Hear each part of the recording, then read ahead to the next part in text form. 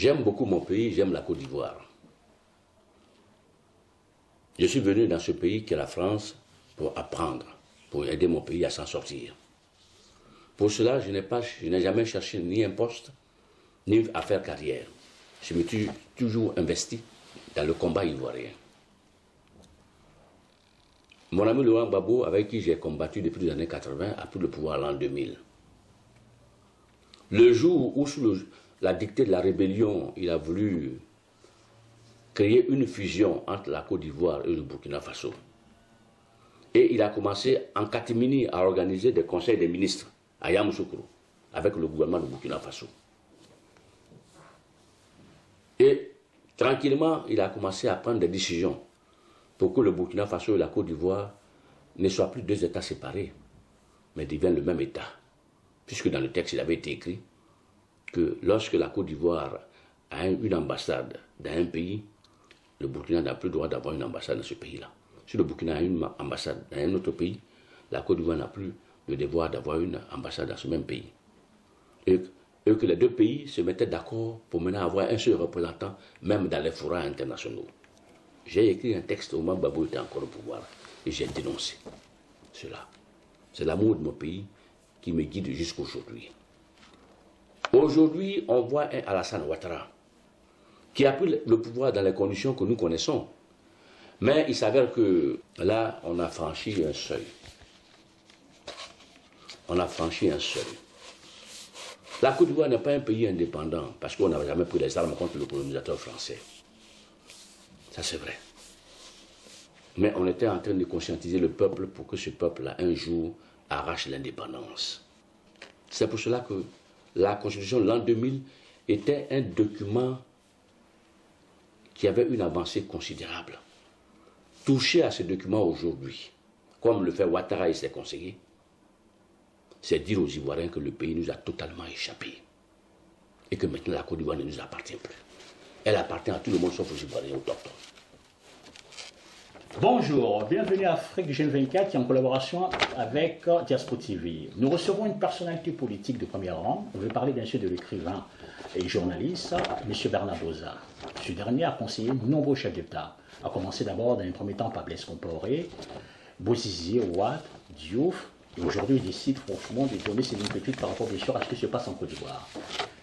M. Bozza, bonjour. Bonjour. On vous remercie dans un premier temps d'être...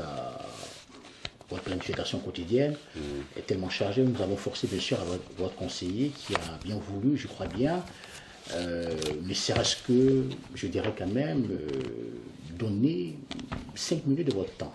Comment allez-vous, M. Bernard Bozza? Très bien, très bien. Malgré tous les mouvements qu'il y a en Côte d'Ivoire, je suis encore serein. Bah, ça tombe bien. On va parler rapidement, on va rentrer dans le vif du sujet. M. Bernard Bozza, qu'est-ce que vous pensez de l'élection du président Alassane Ouattara en 2011? Bon, j'ai été le premier à lui écrire une lettre en l'appelant président. Mais c'est parce que j'ai voulu mettre la forme. Mais en réalité, Alassane Ouattara est un président autoproclamé. Parce que Alassane Ouattara n'est pas ivoirien.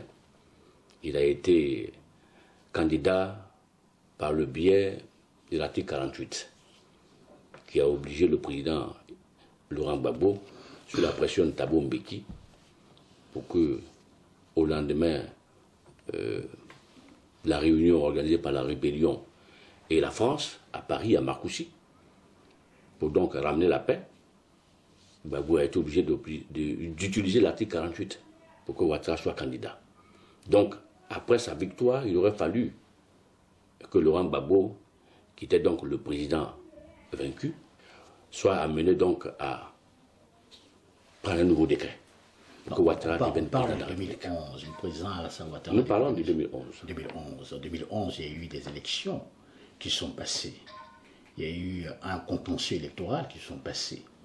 Il y a eu la communauté internationale qui a supervisé, par exemple, les élections de 2011. Et vous me dites qu'Alassane Ouattara n'est pas ivoirien. Pourtant, le même président Gbagbo Laurent a fait une alliance avec lui depuis, je crois bien, qui a créé un fonds républicain. Comment expliquez-vous aujourd'hui que vous dites qu'Alassane Ouattara n'est pas ivoirien? Ben, je vous l'explique. Parce que s'il y a eu la rébellion, c'est parce qu'en l'an 2000, Ouattara n'a pas pu être candidat parce que simplement l'article 35 disait que pour être candidat, il fallait être ivoirien des pères et des mères, eux-mêmes ivoiriens de naissance. Donc, Ouattara n'était pas ivoirien, voilà pourquoi il n'a pas compéti. Et comme il n'a pas compéti, il a financé la rébellion. Est-ce que vous pouvez apporter les preuves? Le financement de la rébellion, le président Gbagbo Laurent n'a pas pu apporter jusqu'à preuve du contraire ces preuves. Une des preuves les plus fortes, c'est que en 2011, le bureau de campagne de Ouattara a été trouvé au Golf Hotel. Or, le Golf Hotel était le QG de la rébellion qui est entré au gouvernement en 2007 avec Laurent Gbagbo et Solo Guillaume comme Premier ministre. Alors, quelqu'un qui veut être candidat et qui n'a aucune connivence avec des rebelles ne peut pas aller prendre son QG dans le sanctuaire des rebelles. C'est une des grandes preuves que Ouattara était le financier de la rébellion. Donc ça, on n'en discute plus. Ce dont on parle, c'est comment cet homme qui n'est pas ivoirien, pour lequel Gbagbo a été obligé d'utiliser l'article 48, cet homme se retrouve comme président autoproclamé parce que la communauté internationale, on a vu M. Choi dire pour le recomptage des voix que si on doit recompter les voix, ce serait faire une injustice à Ouattara. C'est sur quelle base M. Choi dit cela? Si déjà Ouattara n'était pas de connivence avec Sarkozy, qui était le président passé de la France, qui lui, en tant que président français, influençait donc la décision de la communauté internationale à travers l'ONU. Comment on peut donc réfugier le recomptage des voix en disant que recompter les voix, c'est faire une injustice à Ouattara si on n'est pas partisan? Et c'est parce que Choi est partisan que moi j'ai dit que Ouattara est un président autoproclamé. Mais vous, que pensez-vous de 2011 aujourd'hui? Mais moi je pense que 2011, c'est un coup d'État organisé par la communauté internationale pour installer Ouattara au pouvoir parce que Gbagbo ne faisait pas l'affaire de la France dans la gestion de ses intérêts. Pourtant, Gbagbo a tout donné à la France, d'après les dires. Oui, mais c'était le tout donné de l'après-trahison de l'an 2000, de novembre 2000, où les contrats ont été remis à la Chine, d'autres ont été remis à certains pays européens sans passer par la France. Parce qu'il faut forcément passer par la France. La France, qui se considère comme propriétaire des 14 États africains francophones, tout président, avant d'ouvrir son marché national, doit d'abord passer par la France. Et c'est quand la France choisit dans le marché national en question tout ce qui l'intéresse, c'est après qu'elle est finie de choisir que maintenant vous devez proposer aux autres pays ce que la France n'a pas choisi. On parle de 2015. Le président Ouattara a été réélu à 83%. Oui, avec quel corps électoral? Julien, on parle de été réélu à 93%. On vous a entendu dans certains médias dire que c'était un score à la soviète. Pourtant, il y a quand même eu des candidats comme bien sûr Bani Siamara, je dirais même Afin Guissan du Front populaire ivoirien qui a accepté bien sûr les résultats. Pourquoi à chaque fois vous plaignez par exemple 2011, on a eu un bombardement. Pourquoi on n'en parle pas? Il y a eu 20 000 morts à Abidjan. Non, je parle de 2015 maintenant. Non, 2011 d'abord, avant de venir aux élections de 2015. 2011, il y a eu un bombardement à Abidjan. Il y a eu près de 20 000 morts. Même Bani, qui a été nommé par Ouattara comme le président de la CDVR, Bani a fait son enquête. Même malgré l'enquête bâclée de Bani, là, on a eu quand même on a avancé le chiffre de près de 7 000 morts. Donc, les 3 000 morts de Ouattara ne tenaient plus la route. Parce qu'à Diokoué, il y a des chantiers qui n'ont pas été ouverts. Donc, ce traumatisme-là du bombardement nous a amené qu'en 2015, avec qui Ouattara a été aux élections. Il a été aux élections avec toute cette deuxième et troisième génération des immigrés africains de Côte d'Ivoire qu'on a naturalisés rapidement parce que c'est ceux-là qui ont pris des armes. Quand ils étaient à Bouaké à l'époque, ils l'ont dit. Que dès l'instant où l'État ivoirien leur refusait la nationalité ivoirienne, ils ont pris les armes pour se donner un pays parce que le pays d'origine de leurs parents ne les reconnaissait pas. Beaucoup de jeunes burkinabés nés en Côte d'Ivoire, qui se disent donc ivoiriens, ont été beaucoup. Dès que les événements ont commencé à l'an 2000, beaucoup sont partis au Burkina Faso. Mais l'opposition de Côte d'Ivoire qui a Afin Guissan, Bani Siamara, ne parlait même pas de... Non, ça, c'est pas l'opposition réelle. Pour vous, l'opposition, c'est quoi aujourd'hui pour vous? L'opposition en Côte d'Ivoire? Oui. Mais c'est les partis traditionnels. Mais vous savez bien que le FPI a été décapité. Tous les cadres du FPI, ceux ne sont pas en exil, d'autres sont en prison, en dehors de Laurent Gbagbo qui a la haie. Alors, toutes les maisons des partisans FPI sont occupées par les FRC aujourd'hui. Hein? Alors, de quoi nous parlons? On parle d'un État sanguinaire qui a instauré en Côte d'Ivoire la terreur et qui continue à régner par la terreur. on parle de libérer la Côte d'Ivoire, qui est occupée depuis 2011 par une bande organisée, qui est compris de Ouattara et ses amis de la communauté internationale, qui sont appuyés sur le FRC, l'ECOMOG et certaines armées étrangères. Aujourd'hui, on ne sait même plus qui est l'armée ivoirienne, on n'a plus aujourd'hui. Donc pour vous, les 83% que Ouattara a eu aux élections ne sont pas exacts pour vous? Aucun président ivoirien après 90 ne peut être élu au taux de 83%. On a dépassé l'époque où Houphouët-Boigny. Ouattara n'est pas Houphouët-Boigny. Et il ne sera jamais Houphouët-Boigny. Monsieur Bernard Doza, vous avez fait une interview avec un confrère du nom de Philippe Kouan. Et vous avez dit clairement dans cette interview que Monsieur le Président Alassane Ouattara est un sanguinaire et qu'il a décapité de son palais certains... Il a empoisonné. Il a empoisonné de son palais certains... J'ai donné le nom des... Sans apporter des preuves, rien. Vous ne trouvez pas que c'est quand même des affirmations sur... Vous savez, moi je suis un journaliste d'investigation. Et quand on a l'habitude de lire les journalistes d'investigation, quand un journaliste comme Bernard Doza, qui a commencé le journalisme depuis 1983, il dit aujourd'hui, en 2016, que Ouattara est un criminel, est un assassin, et il a empoisonné telle personne dans son palais, on n'a pas besoin, j'ai pas besoin d'envoyer un document pour dire voilà la preuve. Moi-même, je suis d'abord la preuve. C'est comme ça que le journalisme fonctionne. Il faut le connaître à Paris. Donc, il y a certains journalistes ici, leur voix est une preuve en elle-même, parce que le métier qu'il a fait et les actes qu'il a posés dans son métier fait de lui une preuve. J'ai été conseiller de 3 chefs d'État. Je sais comment on fait le pouvoir, je sais comment on élimine les gens. J'étais au Burkina Faso de l'après Thomas Sankara, Blaise Compaoré qui est aujourd'hui à Abidjan, qui est le conseiller de Ouattara. Je sais comment il a tué les gens. J'étais au Burkina Faso quand on assassinait les gens chaque matin. C'est moi qui ai fait un livre où j'ai montré les cadavres des gens qui ont été... Le capitaine Saogo, on lançait une grenade dans sa maison. Il a explosé avec sa femme et ses enfants. On va parler également de... Non, parlons du Burkina Faso, puisqu'aujourd'hui le Burkina Faso devient avec la Côte d'Ivoire le même pays. Il y a des gens qui sont aujourd'hui dans l'état de Côte d'Ivoire et qui manigancent des plans au Burkina Faso contre le Burkina actuel. Et il y a des gens qui ont été au Burkina du passé, qui sont en Côte d'Ivoire, qui manigancent des plans contre la Côte d'Ivoire. Donc, sans qu'on ait la volonté de le vouloir, les deux pays sont devenus par la force des choses le même pays, politiquement parlant. Notre président de l'Assemblée nationale est poursuivi en ce moment pour avoir comploté contre le Burkina Faso. L'ancien président du Burkina Faso a été instrumentalisé ivoirien par un décret du président actuel qui se proclame. Donc, nous sommes obligés, on parle des deux pays comme d'un seul pays. Il n'y a pas eu de référendum pour l'instant. Parce qu'il faut 2 référendums dans les 2 pays. Voilà.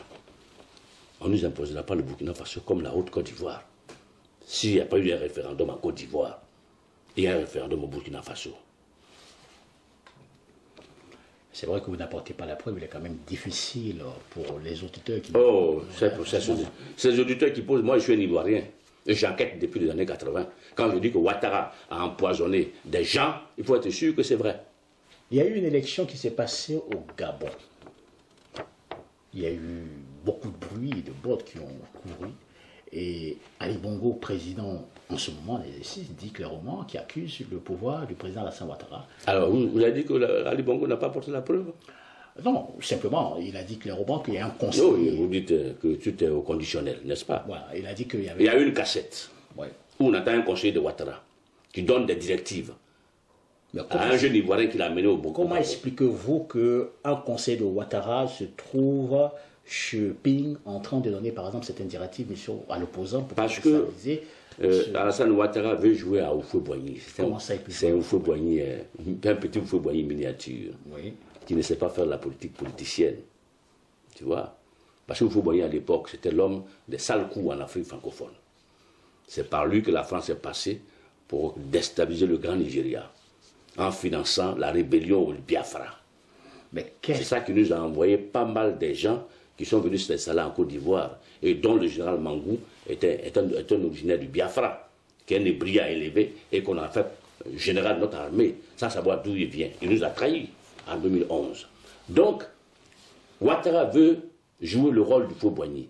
Mais pour jouer le rôle du Houphouët-Boigny, il faut être un grand maniganceur. Et il ne l'a pas été. Il a pris un conseiller, Et c'est de son palais que le conseiller téléphone au petit qu'il a envoyé, un jeune vieux Pougon qu'il a envoyé, machin, au Gabon pour aller manipuler des trucs informatiques. Le jeune s'est confessé. C'est sur YouTube, c'est la honte pour un pays. Tu vois, c'est la honte pour un pays. Qu'un président soit impliqué dans la déstabilisation d'un pays étranger. Donc vous confirmez aujourd'hui que le président Alassane Ouattara est impliqué dans la déstabilisation. Oui, puisque le conseiller de Ouattara qu'on a pris Fagan Deli, il a été obligé de s'en débarrasser. Pourquoi tu t'en débarrasses si tu n'es pas impliqué? Quand un État est accusé officiellement et que quelqu'un de cet État répond, c'est que l'État effectivement est impliqué. Même quel que soit le niveau auquel l'État répond. Mais pourquoi, pour vous, Alassane Ouattara veut se débarrasser de Omar Bongo, fils? Parce qu'il veut mettre en place Ping, qui l'a beaucoup aidé pour la déstabilisation de la Côte d'Ivoire en 2011.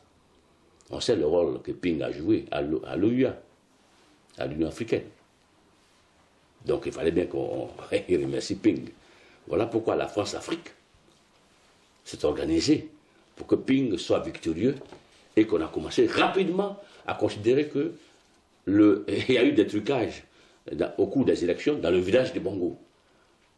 Comme ça permet que Bongo a recruté beaucoup de personnes pour aller contre les partisans de Jean Ping. C'est une technique qui marche. Elle marche beaucoup. Mais nous luttons pour que cela se termine. Parce que nous luttons pour que cela se termine. Qu'est-ce que cela signifie? Moi, je représente une génération de combattants qui veulent en finir avec la France-Afrique. La France-Afrique, ça veut dire l'organisation d'une coterie qui, depuis Paris, manipule les chefs d'État africains, manipule le vote, manipule les sociétés africaines. Parce qu'on considère que dans ces pays, il n'y a pas de citoyens. Il n'y a que des indigènes. Donc on prend n'importe qui et on les dépose comme chef d'État. Tout ce qu'on lui demande, c'est d'envoyer les enveloppes. Et vous voulez supprimer ça, vous? Il faut qu'on le supprime. Par quel moyen? Ben oui, mais il faut faire la guerre. La guerre d'Algérie est un bon élément.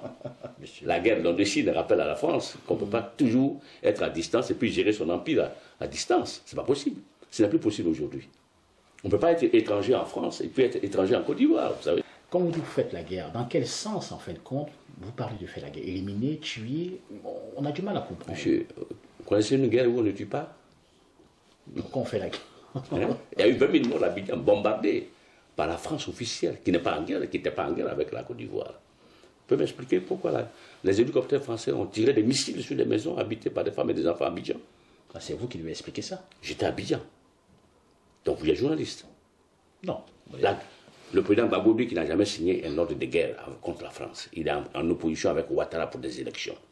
Sur quoi, sur quelle base la France officielle de Sarkozy fait lever des hélicoptères français qui tirent aux missiles sur des maisons habitées par les Ivoiriens? Donne-moi une seule raison.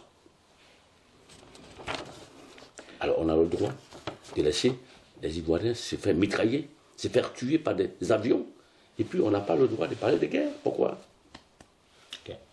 Donc vous en prenez l'entière responsabilité de votre Écoutez, moi j'ai dit ce que les Ivoiriens pensent, le peuple ivoirien pense. Aujourd'hui, les Ivoiriens sont traumatisés.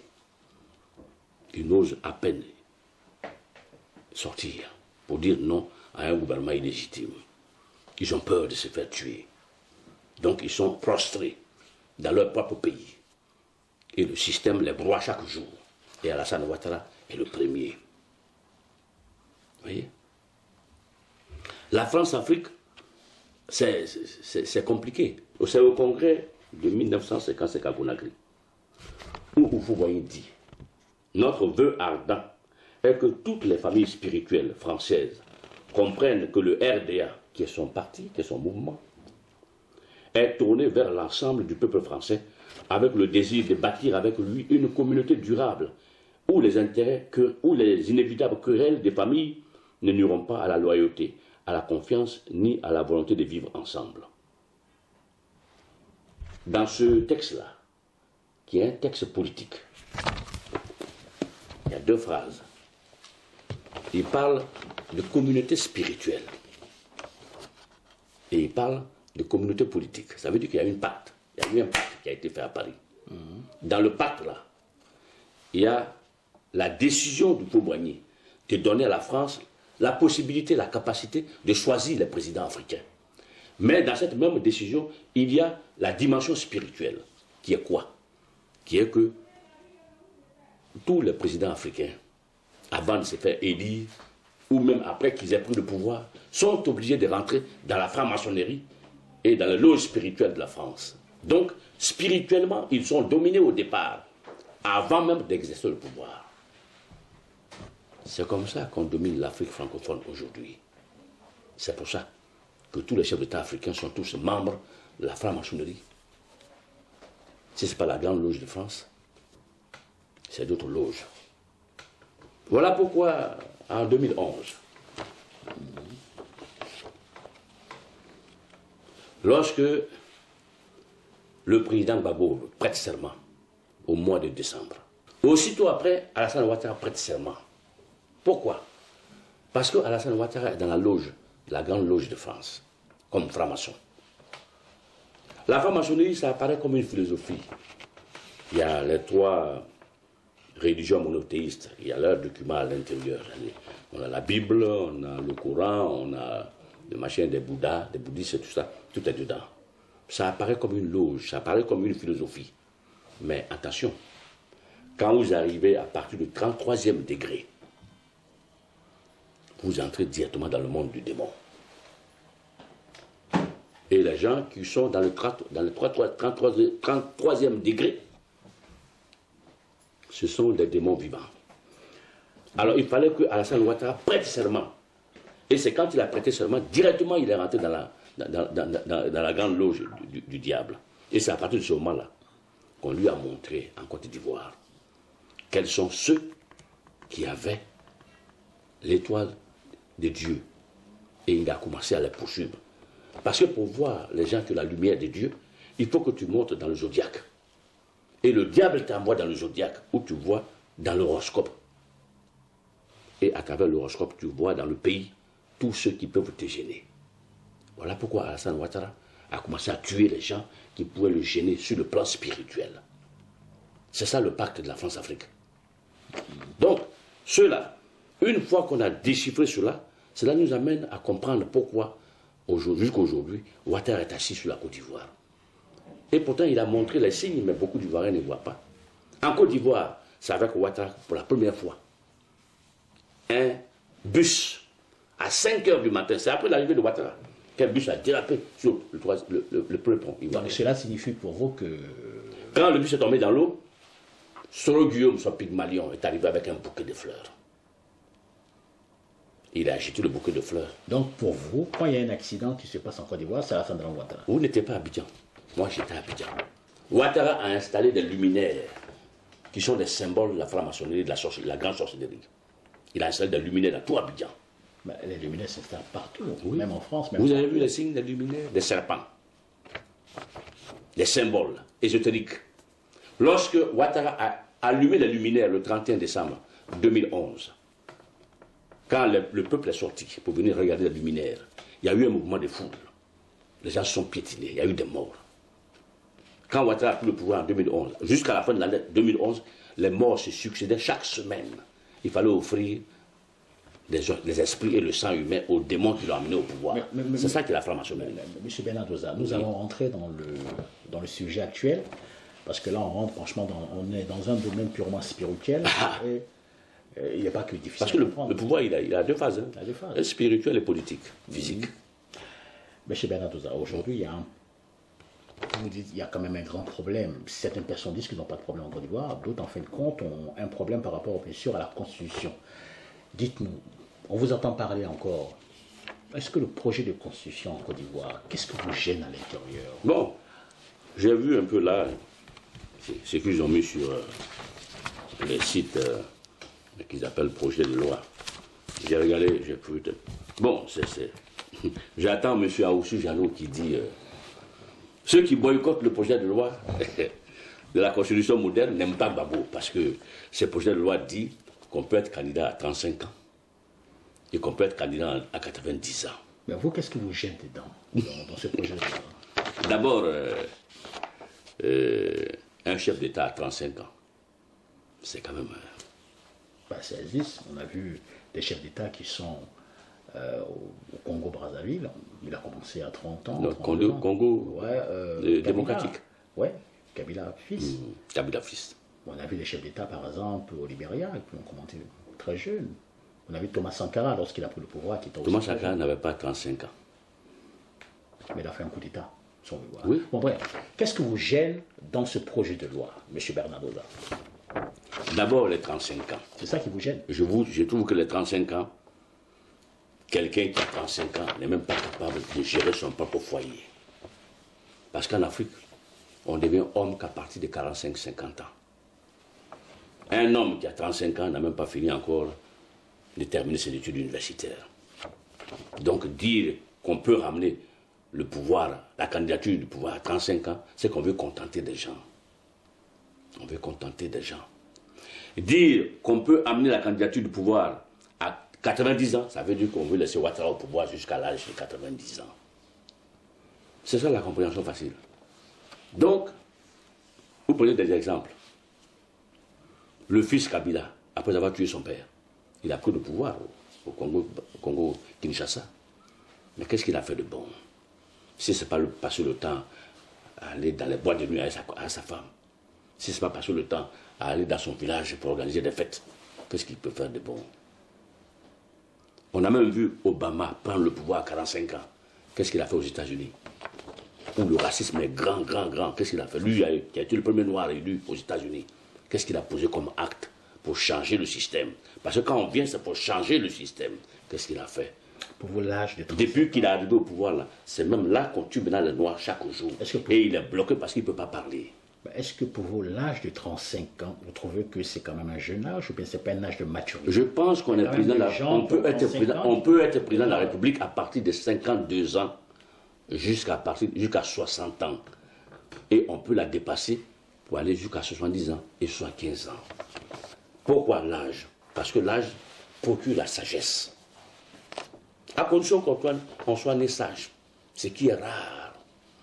Dieu ne met pas la sagesse dans tous les... En dehors de Salomon, là, personne, aucun président, aucun roi n'est né sage. La sagesse, c'est un don de Dieu. Donc on ne peut pas dire dans une constitution que pour être président, il faut avoir 35 ans pour être candidat. 35 ans, c'est encore un enfant. Moi, je connais des jeunes à 35 ans qui sont encore à l'université d'Abidjan. Mais à part 35 ans, la Constitution quand même a plusieurs articles. Qu'est-ce que vous gêne encore? Ce qui me gêne? Oui. Mais qu'est-ce que Ouattara a réalisé? Qu'est-ce qu'il a réalisé? Quand je regarde bien, quand je fais cette Constitution, d'abord, le fameux article 35 qui pose problème tant, quand il a modifié, qu'est-ce qu'il a apporté de nouveau? Il faut être exclusivement ivoirien. Et il faut avoir le père ou la mère ivoirien. Mais c'est le même ou là que Gueye avait envoyé que les Ivoiriens ont dit non, ils ne veulent pas. Une constitution, c'est quoi? D'abord, une constitution, c'est la loi fondamentale d'un État. Nous sommes dans quoi en Côte d'Ivoire? On n'est pas dans un État, on est dans une colonie française, un département. Tu vois? Pourquoi? Parce que le peuple ivoirien n'a jamais pris les armes contre le colonisateur pour arracher sa liberté. Donc nous sommes dans un département français. Nous sommes comme la Martinique et la Guadeloupe. C'est la même chose. C'est pour faire illusion qu'on nous a mis des gouverneurs africains en place. Mais nous ne sommes pas dans un pays indépendant. L'indépendance s'acquiert face aux colonisateurs par le don du sang que nous n'avons pas fait. Donc, c'est que dans quoi nous sommes, je crois qu'il faut expliquer ça aux Ivoiriens. En 1885, il y a eu une réunion à Berlin, en Allemagne, organisée par les puissances colonisatrices, où tous les pays européens étaient présents. La France est arrivée avec des documents. Dans ces documents-là, qui étaient uniquement que des éléments de protection que nos chefs de tribus ont signés aux explorateurs. Ça veut dire quoi? Ça veut dire qu'à cette époque-là, tous les bateaux étrangers sillonnaient le continent africain à la recherche d'esclaves. Nos grands-parents, qui étaient les chefs des tribus, où les explorateurs sont passés, cherchaient des protecteurs contre les bateaux étrangers qui venaient des États-Unis, du Danemark, de tous les pays européens. Donc, la France a envoyé des explorateurs pour demander à ces chefs de tribus-là s'ils voulaient qu'on les protège contre les bombardements qui venaient de la mer. Donc, certains chefs de tribus ont signé avec des croix.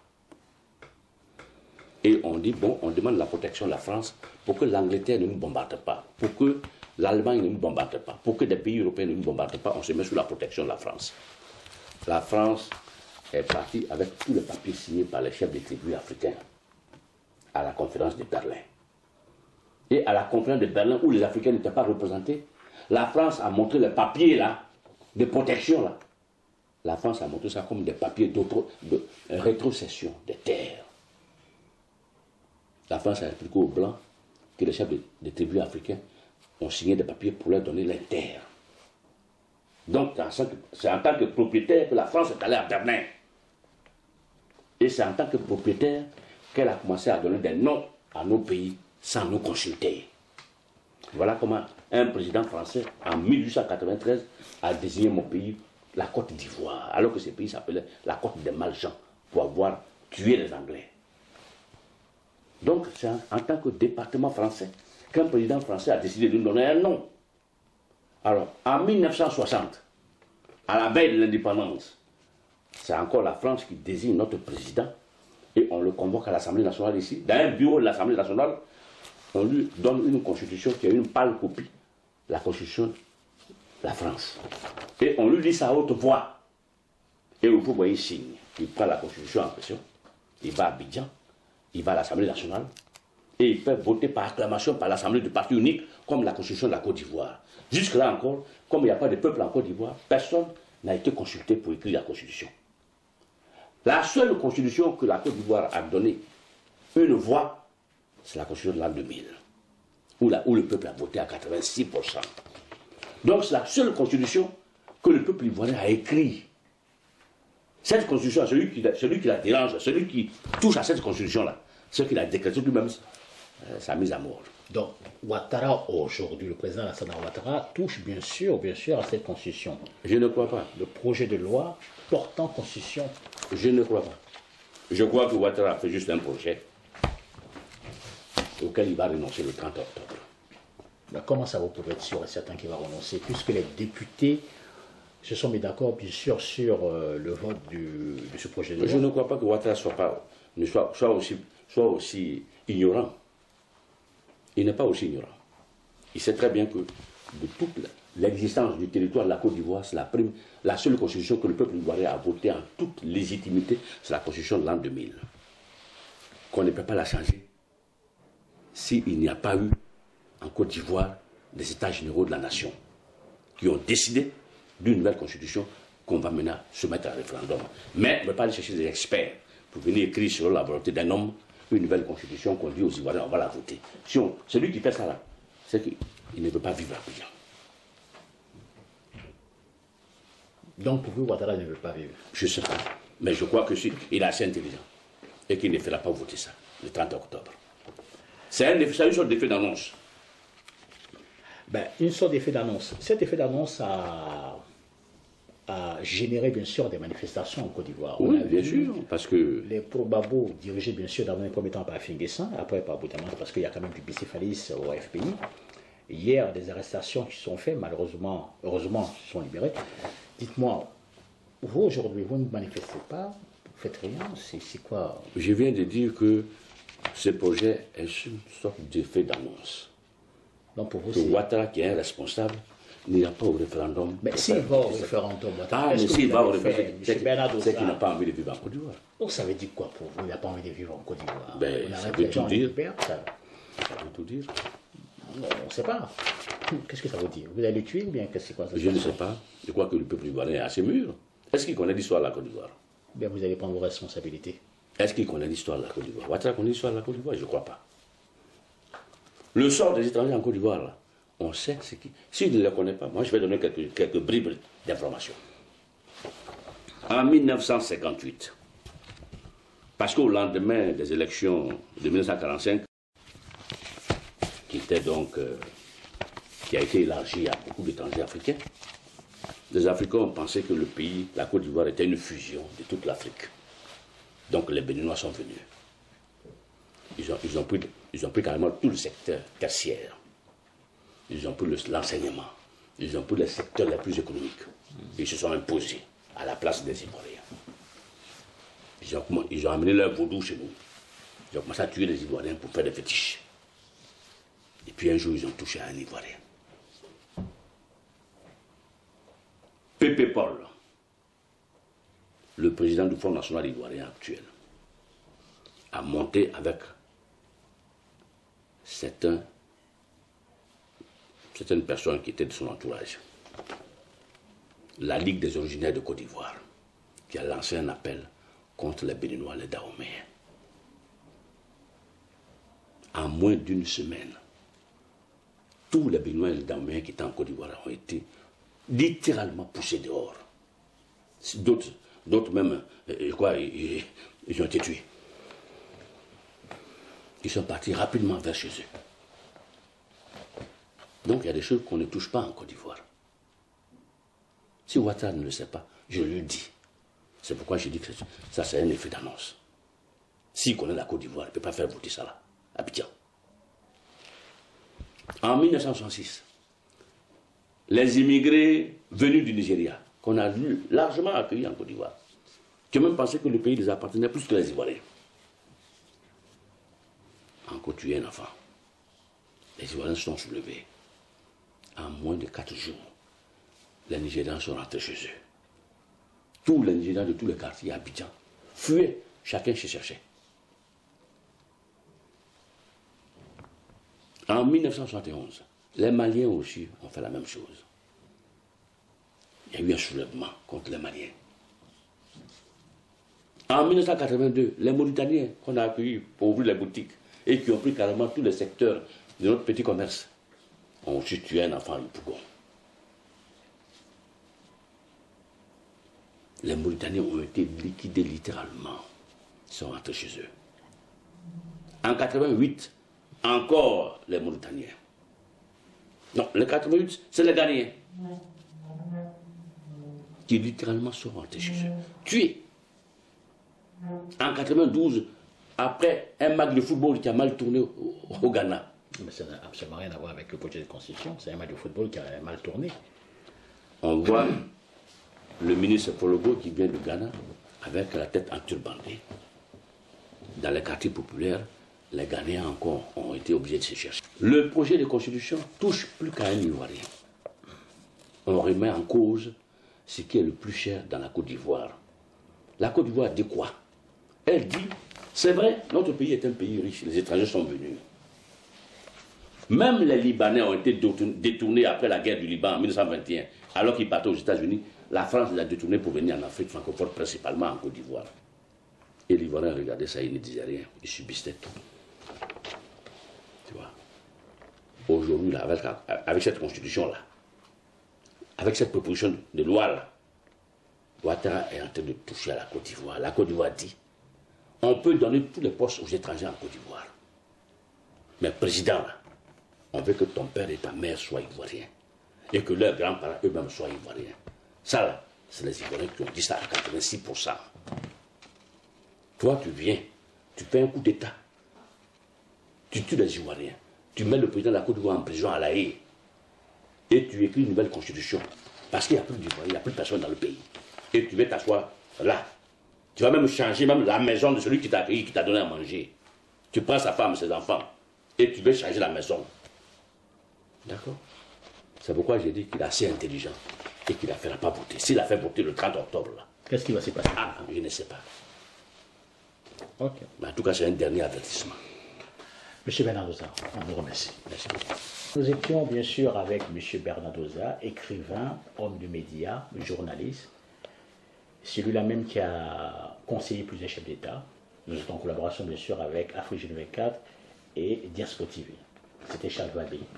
Merci, au revoir.